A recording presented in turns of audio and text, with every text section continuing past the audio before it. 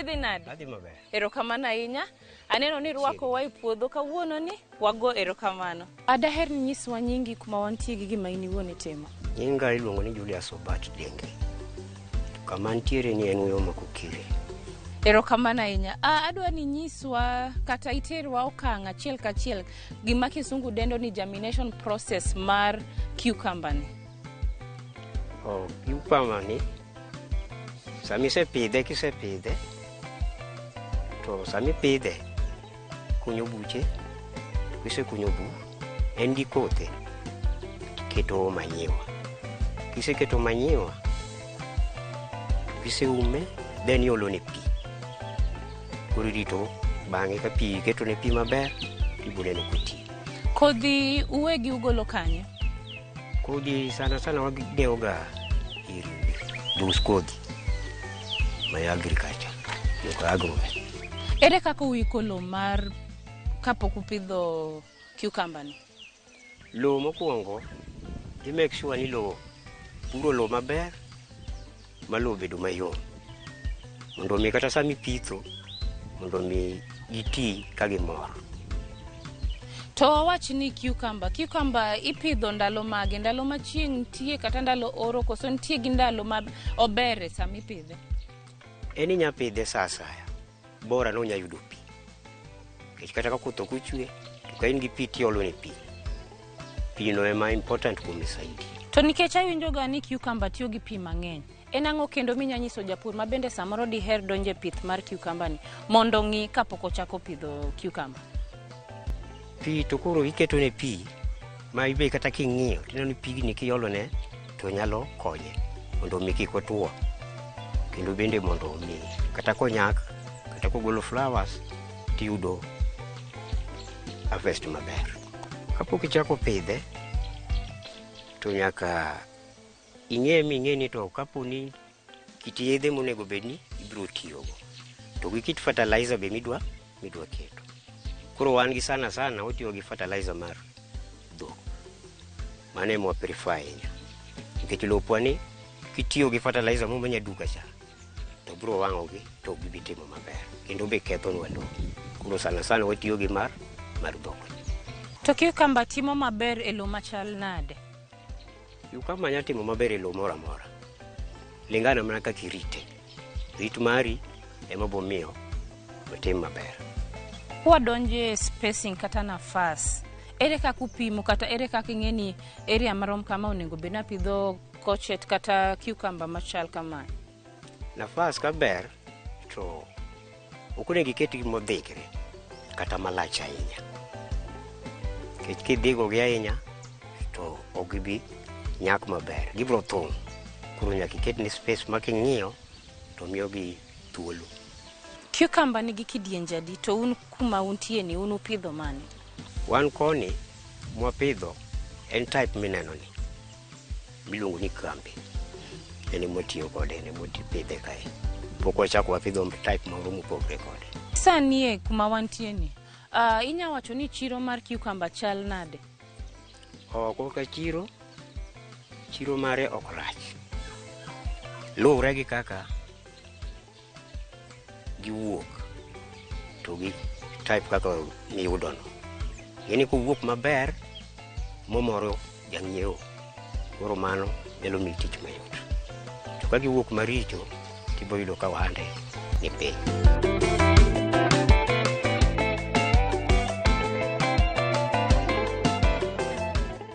Koro ma dong bo oseromo?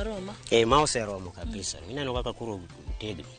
Ma ni kare kabisa. King'iyo ng'eny gi ka giseloko kala gi kaka ineno ni, koro gigolo gi ago.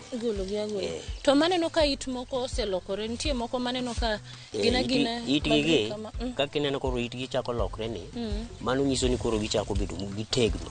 Aina ni koro kwa gitegno. Ma otegno? Gin mo koro gitegno. Ok ni nitie tuo momako gi? Gitegno. Ma iwacho ni ma idwa gole puodho kae karang'o? Mae kaber nego bedni kata kiny nyagolo ibo golgi. Kech aneno kaka king'iyo gi giseromo. Mana achiel ineno kaka machalo bila ma pod koro. Koro en ibro weye en pod ibro weye. Kata moro ni bane no kapod En ibro weye ma pod tindo go gitiweyo. Ikawo mana mineno kositegno. To ni wacho ni onge gima malich mitiyo go kuom golo gi e puodho ipona pona. Onge gima itiyo go malich. Eni kawe akawa tipone apona ikike mako ka kaka tigole agola. Ok ngole. Gika.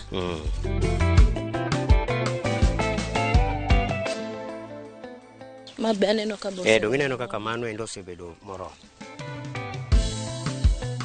Koro mai wacho madongo sei koro koso mapodi. Mano seikre. Koro apona pona. Ni gole agola kanyo endo. Kama. Ipone kama. Koso onego bed na we moro matin. Ko chuno nyaka we tuk ne kanyo.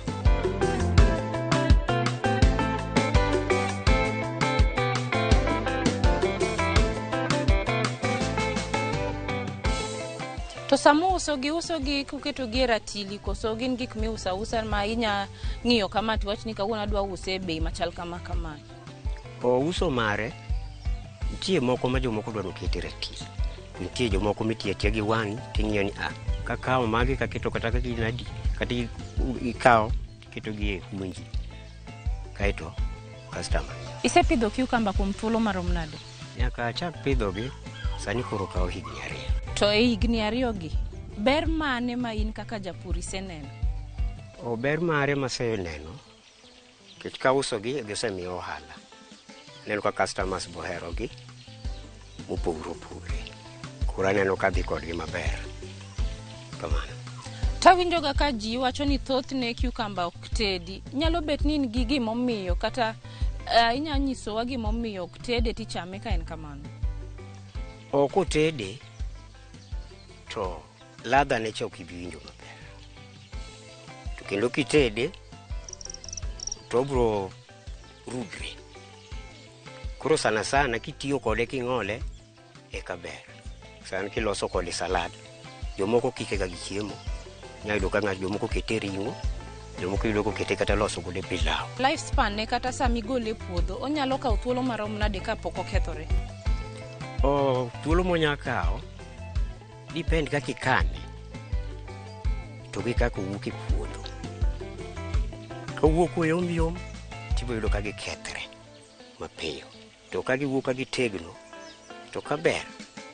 Inyakawo kode awachni kaber to wige 2. Sani ng'iyo kama ikane maber.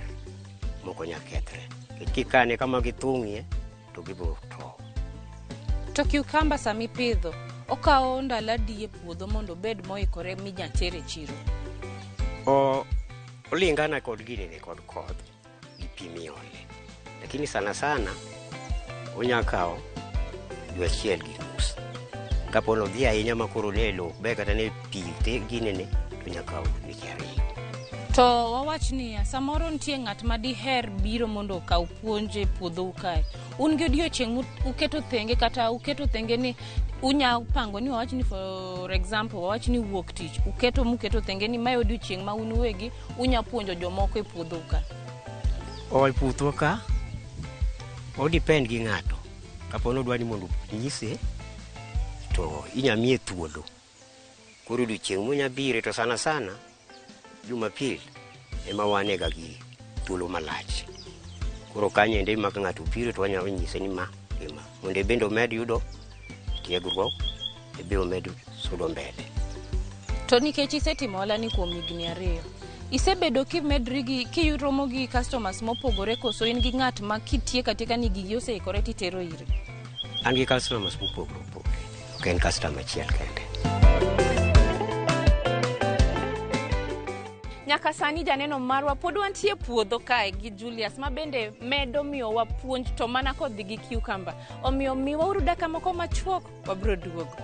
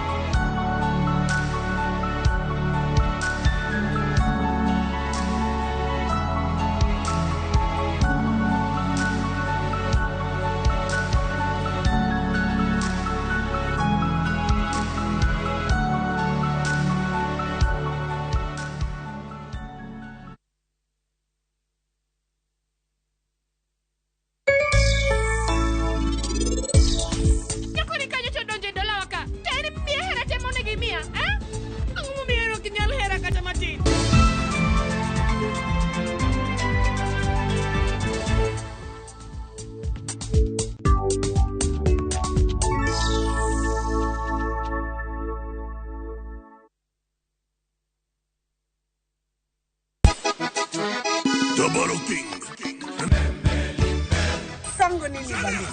Bote mingi baninga. Machiegni urunyo kwa Ramogi wange wangjui mar Ramogi TV ma entiedero. Ilongo ni rumba at room temperature. Every Saturday nyako Ramogi wange. Inyalo uro request mari. Ote machuoke aria deka uchiel nono. Lunganya boy handsome on the way. Aroji bed and breakfast. Lungani Stella Brenda. Ochi. Yenga en PDG Papa V. Seki mwenda ya motema na weni fidelite.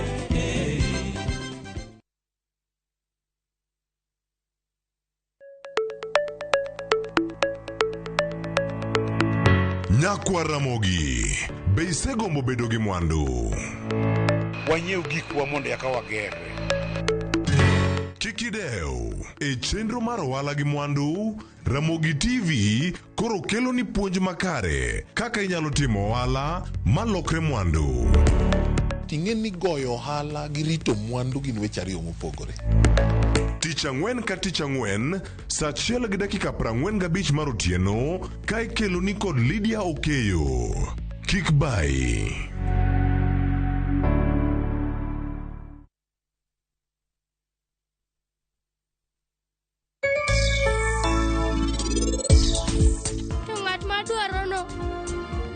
Minwa tekenda hera gi chunyate nyinge en Mama Masankar.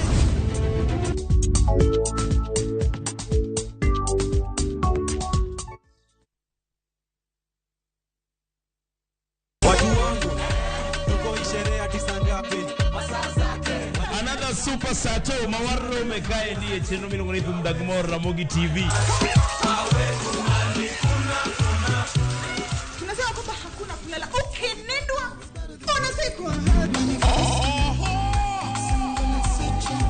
Tupige sherehe kwa ploti kwani iko nini? Indonesia baru mau lilo kuma itire no kako. Kalma sana kumugazua mketando. Koma vitu nani rea? Nongani lin Ramogi nyarnya kachi. Nongani kolo simita. E Thumdagmor, geso ka geso, saa 4 otieno, mana e Ramogi TV.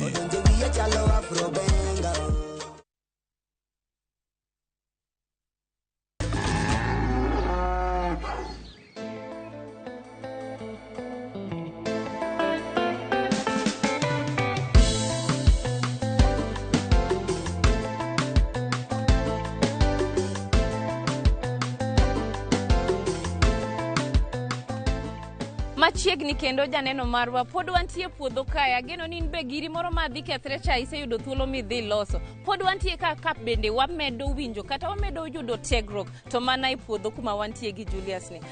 Julius, daher ng'eyo niya, to bende in kuma intie ni, ntie pek kata challenges ma osethagi kaka japur? Ya, pek mantie en samoro ka koth. Ka koth onge, kionge pi, tiyudo shida. Mono gigi ti. Lakini ka in gi pi, to kelo ni tich mayot. To kiwuoyo wach pi ni, un gi pi machiegni kae koso un gi ere kaka ukano pi around surrounding ma wantie ni? Pi wan godo kae mawuoni. Pigno ema watiyogo. Nitiere taps mo kayo i puodho ka. Pipes benti maologo pi. Yani tie cans ma watiyogo bende maologo do pi.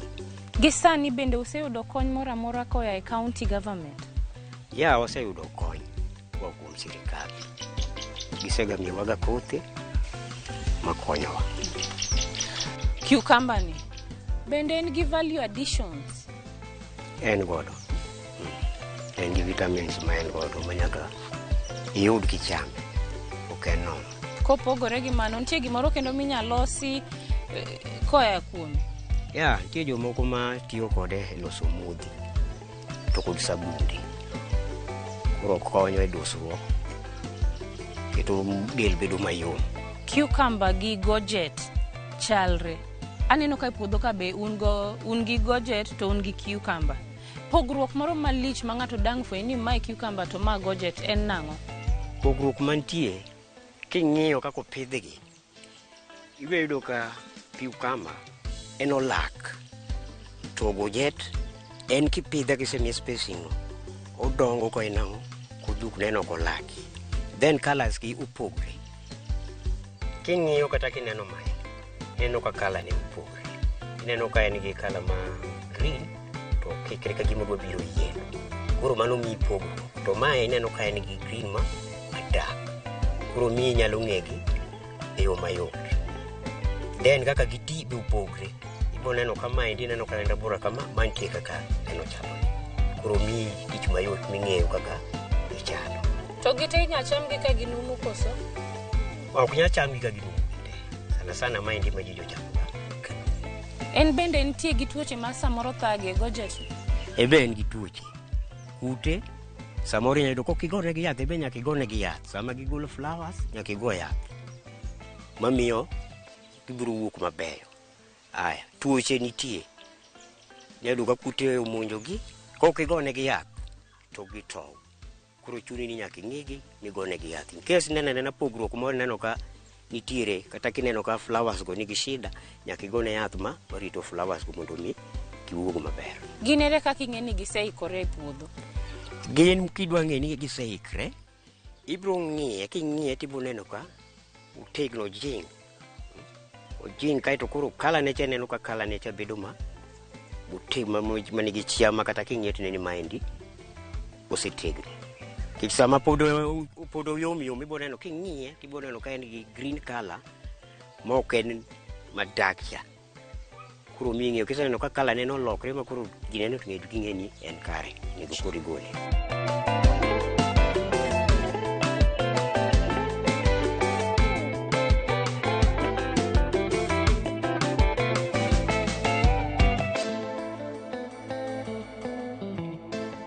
Cucumber berne, the first one, then hydration. Koro kar hydration no,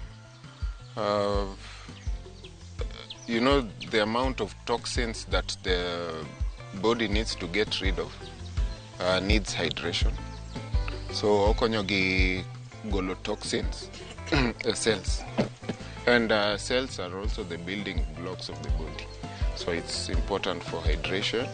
And be okonyo gi kar weight loss.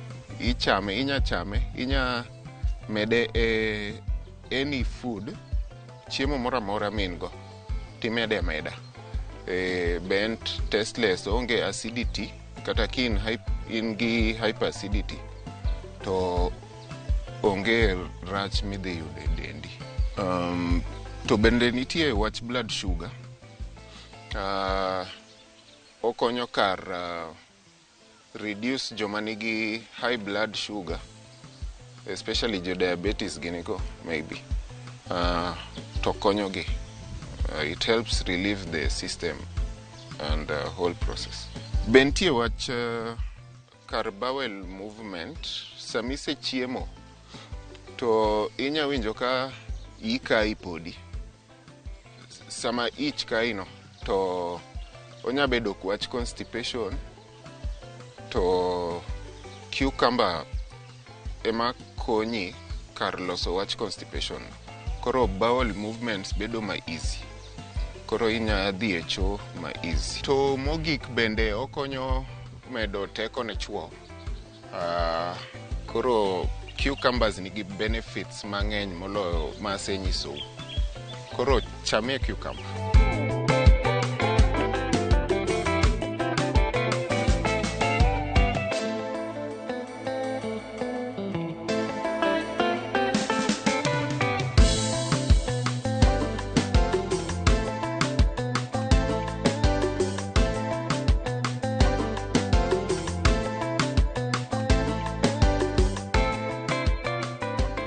Koro mae mi wacho ni wanya mae mi cham. Mae mi nya chame moro ni tu nyaka chuny kitedi. Gwinjo kaka en gi ndhadhu. En gi ndhadhu. En gi ndhadhu mamino ka ng'eny ji ohero lose. Ai to en gi pi be. En gi pi bende. Medo teki del. Ndhadhu winjo ka en go. Winjo ka yom bendo yom. Manto bien. En kata kikawe mi loso go kata na kachumbari moro. Kete gi winjo ka en gi taste maber. Kora medo mana juji.